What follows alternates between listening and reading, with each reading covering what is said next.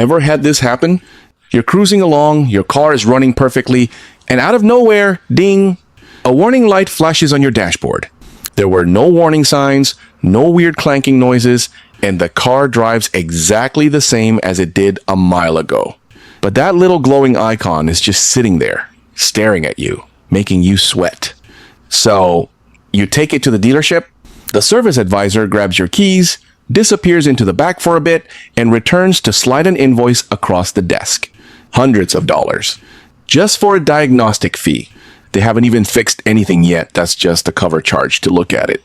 When you ask what's actually wrong, you get hit with the jargon, your vehicle's onboard computer is throwing multiple fault codes, requiring a full diagnostic recalibration and sensor reset procedure. You have no idea what that means, but you pay it anyway. Why? Because what else are you supposed to do? But then, a few days later, the light comes right back on. Your money is gone, and the problem is still there. I've been there. I once paid $840 for a check engine light that randomly triggered right after a car wash. I paid the bill, drove home, and 4 days later, boom, the light was back. Right then and there, I decided, never again. Since then, I've gone down the rabbit hole. I tested this on 7 different cars across various model years, from classic beaters all the way up to a 2021 model. And I discovered something that most people don't know. That viral do-it-yourself ECU reset trick you see all over the internet. On newer cars, not only does it not work, but it can actually brick your car, leaving it dead in the driveway and forcing you to shell out for a tow truck. Today, I'm going to show you how to fix these issues without spending a dime at the dealer. Hey everyone, welcome back to the channel. I'm Jared Min. Every day, I'm here exposing the everyday secrets the industry doesn't want you to know. Before we get to the fix, we need to clear up one crucial thing: what the computer inside your car actually is and how it works. Once you get this, you'll understand exactly why a trick that works like magic on an old car is a total disaster for a new one. Virtually every car built after 1996 has an onboard computer. The brain of the operation is the ECU. Some brands call it an ECM, but it's the exact same thing. It's your car's central nervous system. Every single time you drive, it's crunching hundreds of parameters in real time: the oxygen levels in your exhaust, coolant temperature, throttle position, fuel trims, ignition timing. It takes all this data and constantly micro-adjusts everything to keep your engine running flawlessly. But it doesn't just run the car in the moment, it learns. It learns what octane fuel you usually run, how aggressively you drive, your local altitude, and even how much carbon buildup is inside your throttle body. Engineers call this adaptive memory. And this adaptive memory can get confused. Maybe you pumped a bad batch of gas, maybe a sensor had a momentary brain fart, or maybe a weak battery caused a data glitch. When the ECU gets confused, your car starts acting weird: rough idling, sluggish acceleration, clunky gear shifts, terrible gas mileage, or a warning light that keeps playing peekaboo on your dash. So, here's the million-dollar question: how do you reset it? If you search the forums, the most popular answer is almost universally the same: just disconnect the negative battery terminal, wait a bit, hook it back up, and you're good to go. Sounds logical, right? But I'm here to tell you that for any car built after 2010, this method is completely useless. Worse, it can literally leave your car unable to start, forcing you to pay for a tow. Here's why: memory chip technology changed. Older cars used volatile memory for their ECUs, just like the RAM in your laptop. Cut the power, and the memory wipes clean. For those older cars, the battery disconnect trick works perfectly. But cars built after 2010, their ECUs use non-volatile memory. It's exactly like a USB flash drive. You can disconnect the battery and wait 45 minutes, or even 45 hours, and those core fault codes will still be sitting right there. Not a single byte is erased. Furthermore, the OBD2 standard includes something called permanent diagnostic trouble codes. These are specifically designed so they cannot be wiped by a simple battery disconnect. They only clear themselves when the car's self-diagnostic system confirms the issue is actually mechanically fixed after driving, or if they are forced out with professional equipment. Unplugging your battery won't even scratch them. So, the first problem is that on a modern car, pulling the battery doesn't delete the data you actually want deleted. But wasting your time is the least of your worries. The bigger issue is that the battery trick casually deletes the data you need to keep. Let's use Hyundai as an example. Modern cars have an electronic throttle body, a highly precise component that controls the airflow into the engine. Over the years, your ECU learns the exact amount of carbon buildup inside that throttle body and slowly adjusts the idle opening to ensure the engine runs smoothly. That learned data lives in the ECU's adaptive memory. The moment you pull that negative battery cable, you wipe that memory completely. The ECU suddenly thinks you have a brand new, squeaky clean throttle body, and it reverts to the factory default settings. But your throttle body isn't new. It has years of grime on it. The result? When you restart the car, the engine isn't getting the airflow it expects. Best case scenario, your car idles incredibly rough. Worst case, it stalls repeatedly, refuses to start in the parking lot, and you're calling a tow truck to haul it to a shop just to pay for a throttle body recalibration. You tried to save a diagnostic fee and ended up paying double. European cars like BMW, Mercedes, and Audi, along with several newer Japanese models, are notoriously unforgiving about this.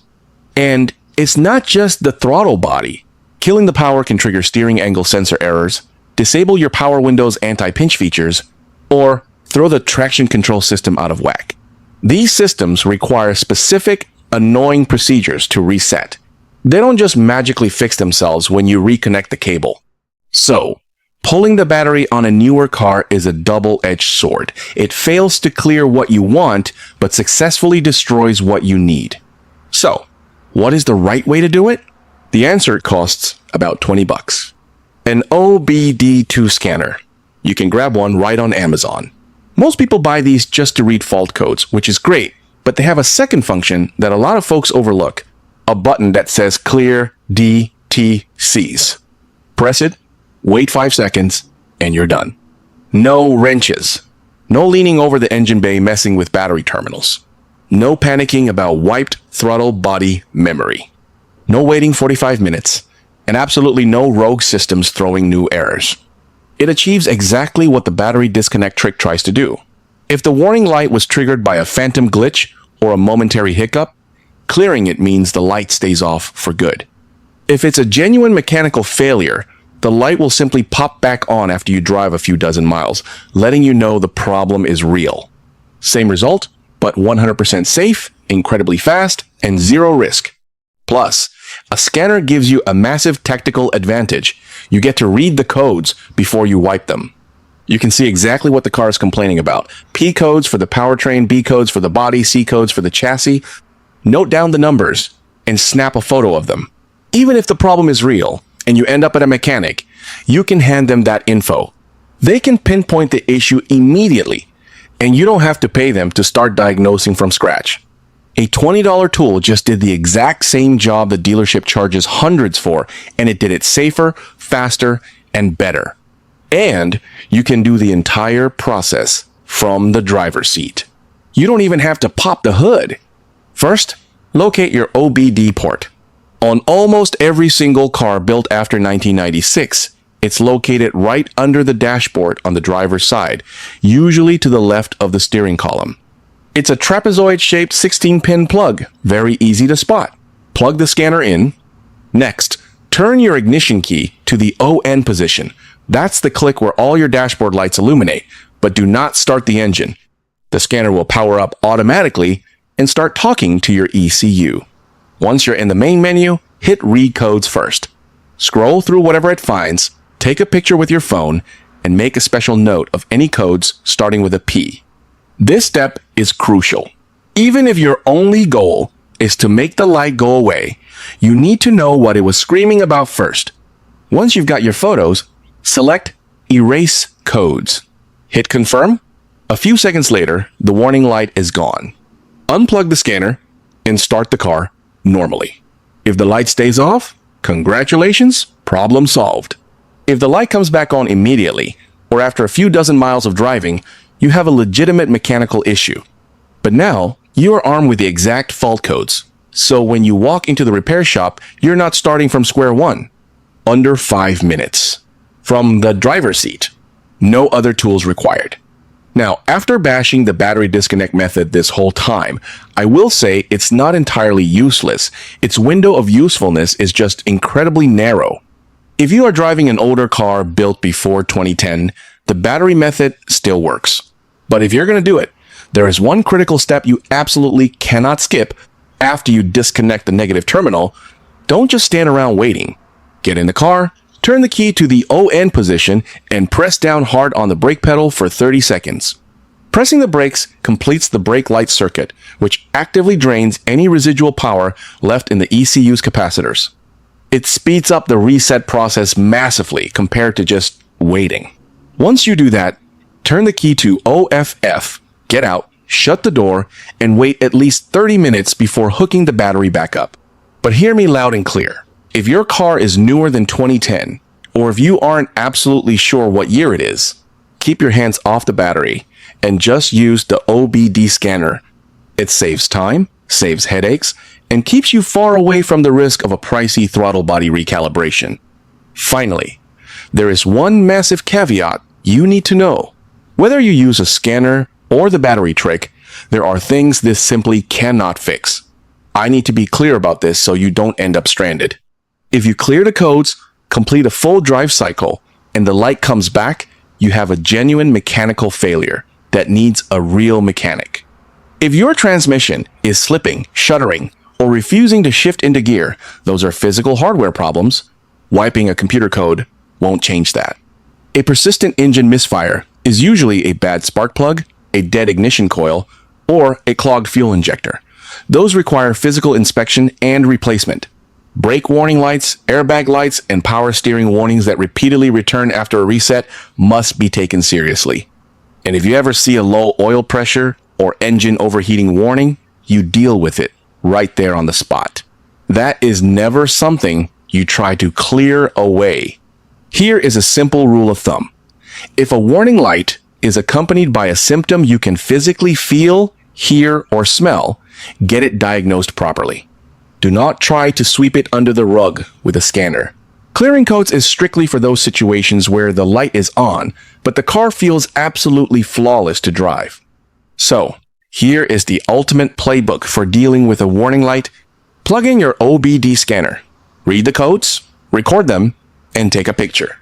Then clear the codes and drive the car normally for 50 to 100 miles to observe it. If the light stays off, boom, problem solved, and you just saved a few $100 in diagnostic fees. If the light comes back, you hand your record of the codes to a mechanic so they can fast-track the diagnosis, saving you from paying a diagnostic fee from scratch. If you're in a pre-2010 car and don't have an OBD device handy, use the battery method as an emergency backup, but follow all the steps. If it idles terribly after restarting, shut it off immediately. Don't force it. Look, the dealership business model relies heavily on the fact that you don't know how your own car works. And I'm not saying all mechanics are bad guys. Real mechanical problems absolutely require trained professionals.